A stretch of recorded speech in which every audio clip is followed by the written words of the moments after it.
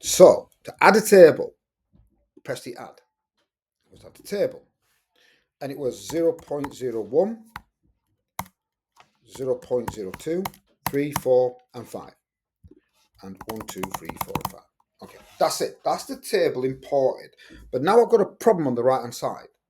All right, all my values are crunched up. And if you look at the X value, and the X values go across the bottom, the biggest number you got is 0.05. And the smallest number you got is 0.01.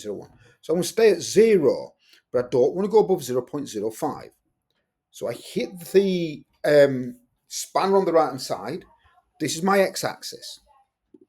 So I'm going to go down to 0. 0 is the smallest number, and the biggest number is 0.05. And look, it's all spread out and I can see it.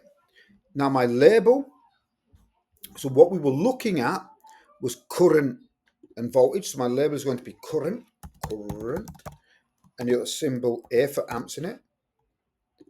My y-axis looks fine, but the biggest number it goes to is 5, so I'm happy with that. And here was voltage with the symbol V for voltage.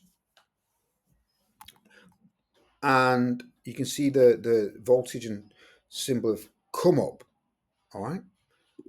And there we go. I just clicked anywhere, and there's my graph. And it's so much better than having it jammed up. So that's my first graph done. So I've recorded that.